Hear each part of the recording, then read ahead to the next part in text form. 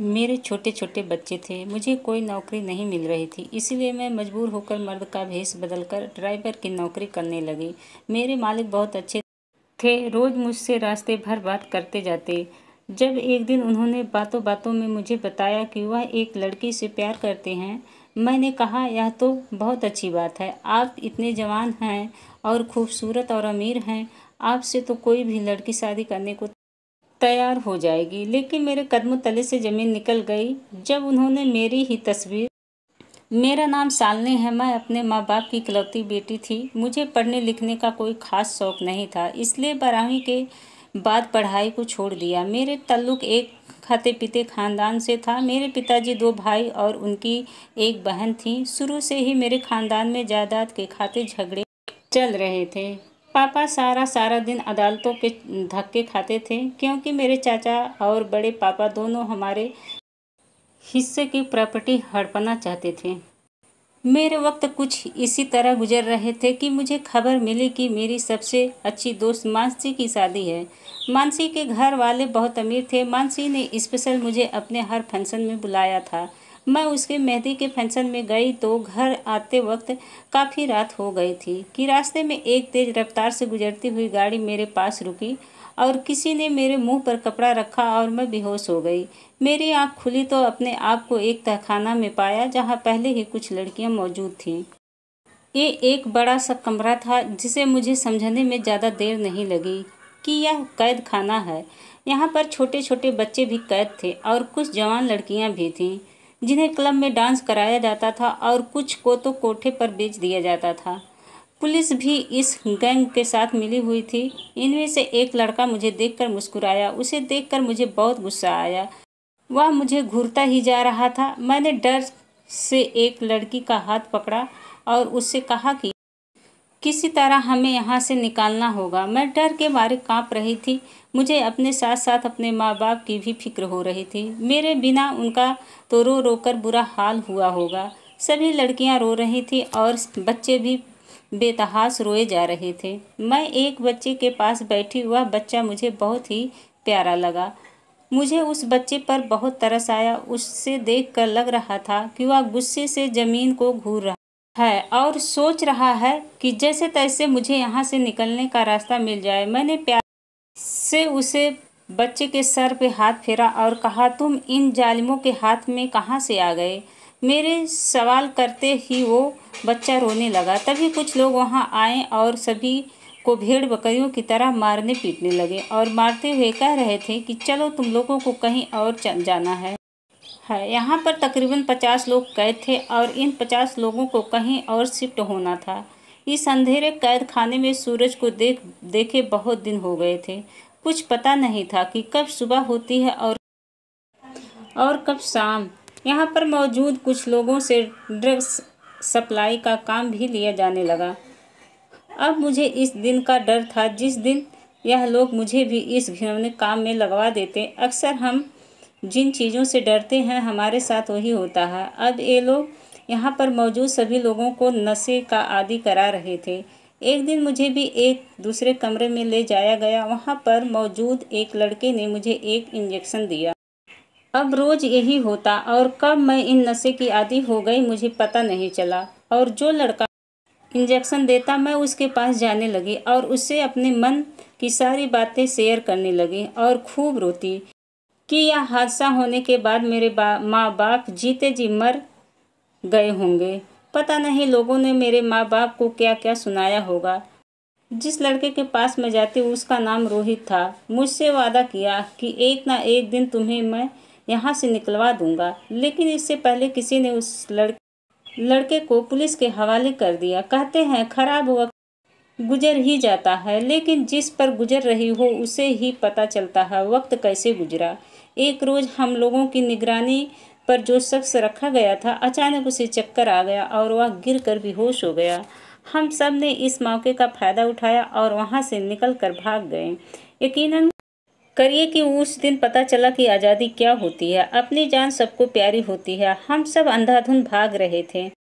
कुछ लोगों को गोलियां लग गईं और कुछ इस भगदड़ में जख्मी हो गए। मैं इतनी जोर से ज़मीन पर गिरी थी कि मेरे बाजू टूट गया था। लेकिन इस वक्त इस तकलीफ से ज़्यादा यही सोचती कि कुछ भी करके यहाँ से भागना है, नहीं तो सारी ज़िंदगी इनकी कैद में रह जाऊंगी। यह एक सुनसान रास्ता था। सड़क के साथ लगा हुआ एक घना जंगल था। मैं इस जंगल में घुस गई और बड़ी मुश्किल से जान बचाकर वहां से निकली। रात काफ़ी हो चुकी थी। सड़क पर आती जाती गाड़ियों को रोकने की कोशिश की, लेकिन रात के इस वक्त कोई भी लिफ्ट देने को तैयार नहीं था। मैंने पैदल ही वहां से चलना शुरू किया, लेकिन 2 दिन से भूख और कुछ नशे की आदत की वजह से मेरा चलना मुश्किल हो गया था। कुछ दूर भागने के बाद मैं वहीं गिरकर बेहोश हो गई। जब आंख खुली तो हॉस्पिटल का वार्ड था। मैंने देखा मेरे पास एक डॉक्टर, 2 पुलिस वाले खड़े थे। मुझे होश में आते ही पुलिस वाले मुझसे पूछताछ करने लगे। मैं डर गई थी कि कहीं जिस मुसीबत से निकली हूँ दोबारा उसी में फंस न जाऊँ, इसलिए मुकर जाना बेहतर समझा। लोगों ने मेरे घर का एड्रेस लिया और मैंने देखा मेरी माँ मेरे सामने खड़ी थी। मुझे देखते ही वो चीखना चिल्लाना शुरू की। लोगों ने बताया कि मेरी माँ को लोग ताने मारना शुरू कर दिए थे। किसी ने तो बदचलन की गाली भी दी थी। मेरी माँ आज 6 माह बाद बोली थी। जब मैं अगवा हो गई तो लोगों ने मेरे माँ बाप को से कहा कि तुम्हारी बेटी तो बदचलन थी, इसीलिए घर से भाग गई। मेरे पिता यह सब बर्दाश्त नहीं कर पाए और फिर एक दिन वो यह दुनिया छोड़कर चल बसे। मेरी माँ बेटी और पति के गम में दिमागी तौर से बीमार हो गए और आज जब वह मुझे देखी तो चीख चीख कर रोने लगी। 2 दिन अस्पताल में रहने के बाद जब मैं घर आई तो पता चला ये समाज लड़कियों का घर से भागना तो याद रखता या किसी ने अगवा कर लिया ये नहीं देखता। हर शख्स अपनी ऐनक लगाकर बैठा रहता है और सब अपनी नज़र अपने सोच के मुताबिक दूसरों पर बातें करना शुरू कर देते हैं। मेरे घर आते ही पास पड़ोस के लोग मेरे घर पर इकट्ठा हो गए और मुझसे सवालों की बारिश करने लगे कि वो लड़का कौन है जिसके साथ तुम भागी थी। तुमने एक बार भी अपने माँ बाप के बारे में नहीं सोचा। तुम्हारी वजह से तुम्हारा बाप यह दुनिया छोड़कर चल बसा। मैंने अपनी सफाई देनी चाहिए पर किसी ने मेरी एक ना सुनी, इसलिए मैं चुप हो गई। लोगों ने मेरी माँ से कहा कि अगर तुम अपनी इस बदचलन बेटी को घर में रखी तो तुम्हें समाज से बाहर निकाल दिया जाएगा। मेरी माँ ने इन सब लोगों की बात सुनी तो उन्होंने भी किसी से कुछ कहना उचित नहीं समझा, क्योंकि उन्हें पता था कि हमारी कोई सुनने वाला नहीं है। इसलिए उन्होंने उसी वक्त मेरा हाथ पकड़ा और गांव छोड़कर शहर चली आई। शहर में मेरी माँ की एक पुरानी सहेली रहती थी। रात के 10 बजे हम उनके घर पहुँचे। अचानक हमें अपने घर देखकर मेरी माँ की सहेली सविता आंटी घबरा गई।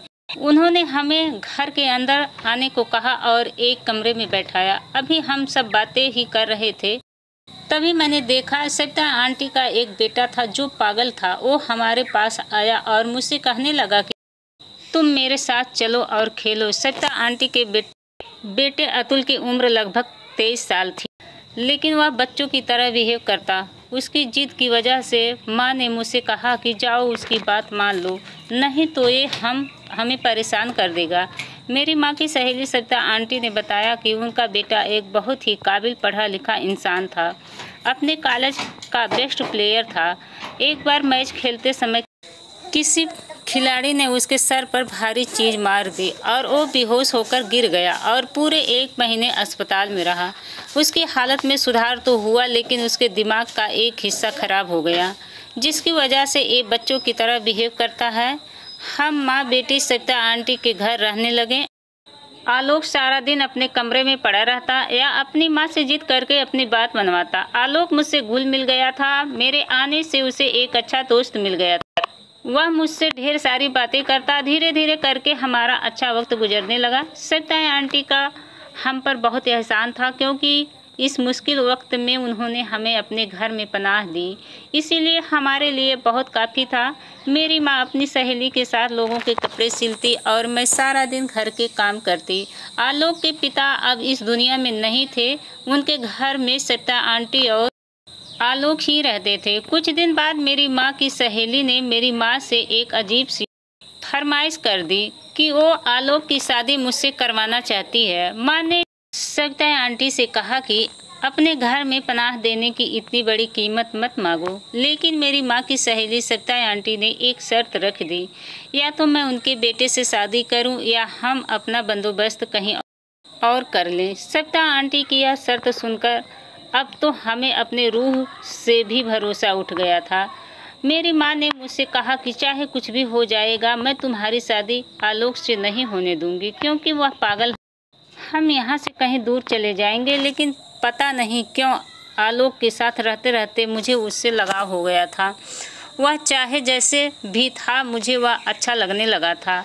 मैंने माँ को समझाते हुए कहा, माँ अब हम यहाँ से निकलें तो हम मारे मारे फिरेंगे, हमारा कोई ठिकाना नहीं होगा, इसलिए यही बेहतर होगा कि हम सविता आंटी की बात मान लें। मेरे फैसले पर माँ रोती रही कि मेरी एक ही बेटी थी और कैसा नसीब लेकर आई है। हम दोनों माँ बेटी की एक दूसरे से लिपटकर देर तक रोते रहे और कुछ दिन बाद मेरी शादी आलोक से कर दी गई।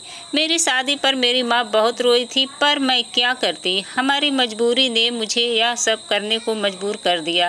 मेरे दिन कुछ इसी तरह गुजरने लगे। आलोक मुझे अपना दोस्त मानता था, पर पत्नी का क्या मतलब होता है उसे बिल्कुल भी नहीं पता था। एक दिन एक भिखारन मेरे दरवाजे पर आई और कहने लगी, मुझे भर पेट खाना खिला, तेरी हर मनोकामना पूरी होगी।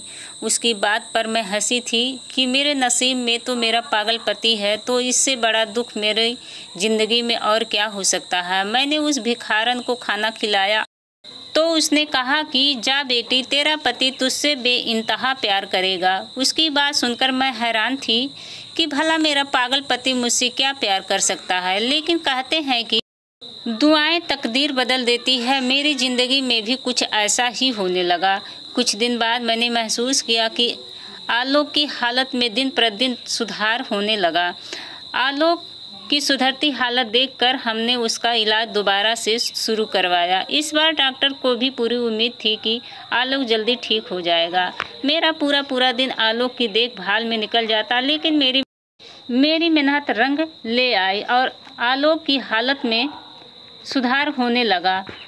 अब वह पहले से बेहतर हो गया। लेकिन आलोक के ठीक होते ही पता नहीं मेरी सास को क्या हो गया कि वह मुझसे नफरत करने लगी, मेरे प्रति आलोक को भड़काने लगी। इन बुरे हालातों में भी किस्मत ने मेरा साथ नहीं दिया और मेरी माँ की तबीयत बहुत ज़्यादा खराब हो गई। मेरी माँ के इलाज में मेरे ससुराल वालों ने साथ नहीं दिया और अचानक मेरी माँ यह दुनिया छोड़कर चल बसी।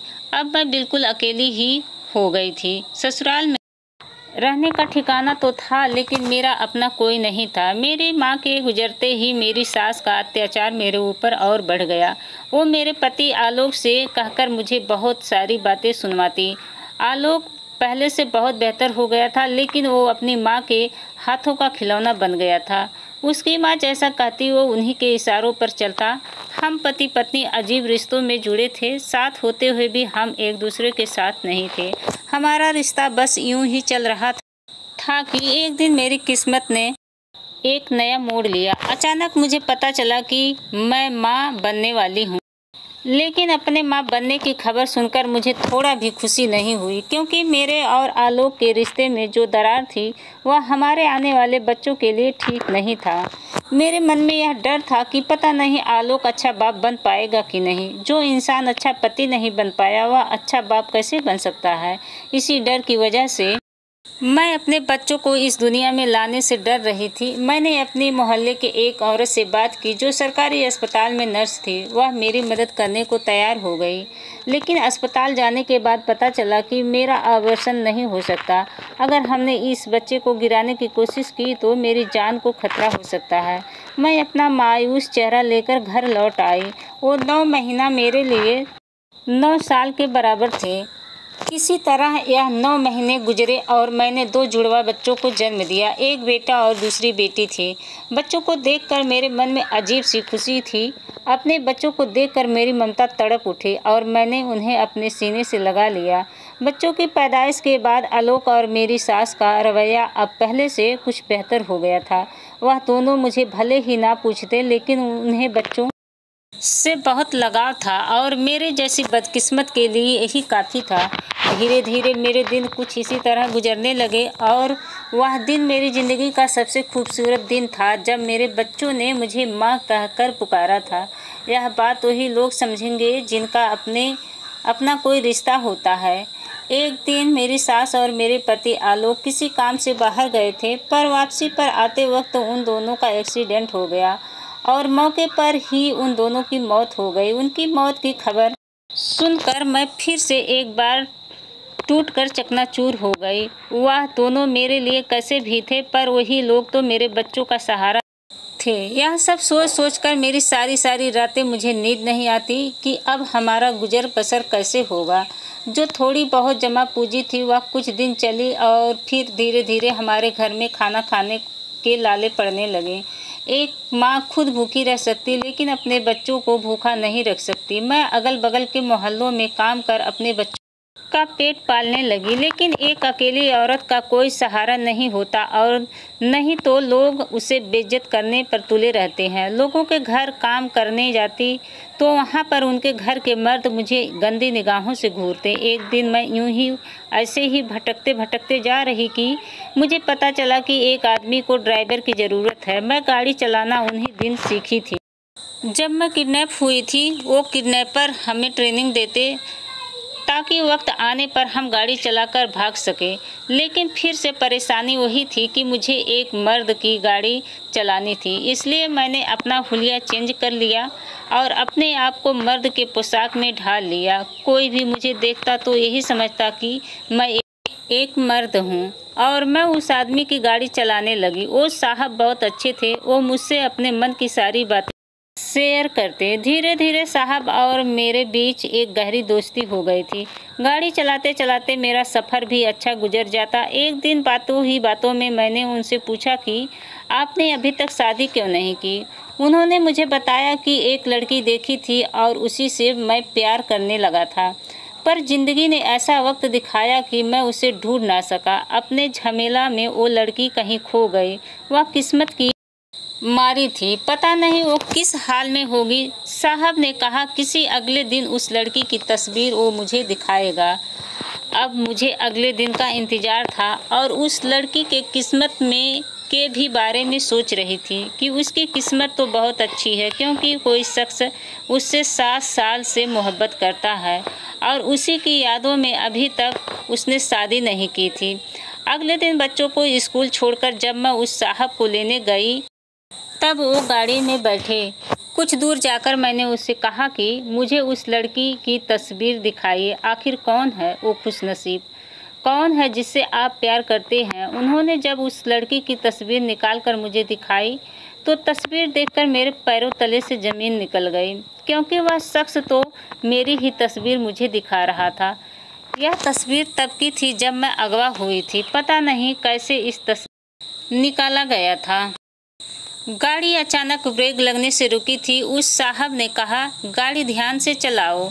उसे क्या पता था कि मैं किसी ध्यान में थी। उसने मुझे बताया कि 7 साल पहले वह एक गैंग का हिस्सा था।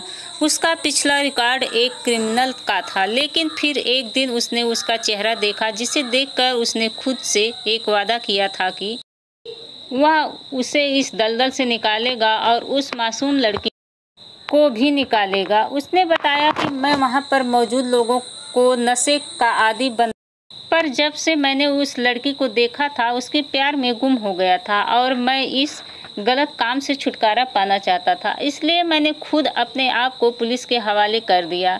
फिर मैं पुलिस का सरकारी गवाह बन गया। पुलिस ने जब वहां पर छापा मारा तो वहां पर सभी लोग फरार हो चुके थे।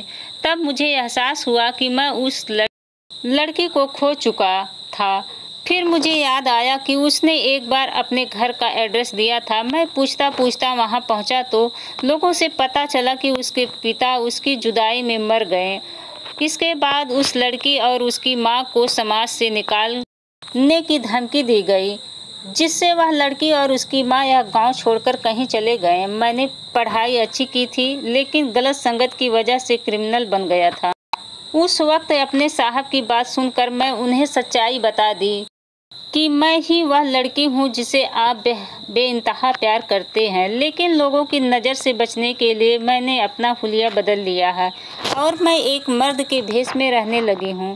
रौनक को जब पता चला कि मैं शालिनी हूँ तो वो मुझे अपने सामने देखकर बहुत खुश हो गए और मुझे अपने गले से लगा लिया। मैंने अपने ऊपर बीती हर बात उन्हें बताई। रौनक ने मुझे सांत्वना देते हुए कहा कि तुम फिक्र मत करो, मैं तुम्हारी ज़िंदगी के सारे दुखों को दूर कर तुम्हारे बच्चों को अपना लूँगा। रौनक ने बताया कि जब तुम मेरी ज़िंदगी में आई तो तुम्हें देखकर मैं इस बुरी संगत से दूर जाकर अपनी ज़िंदगी को बेहतर बनाना चाहता था, लेकिन तुम भी मुझसे बिछुड़ गई। फिर मैं दोबारा अपनी ज़िंदगी को बेहतर बनाने में लग गया।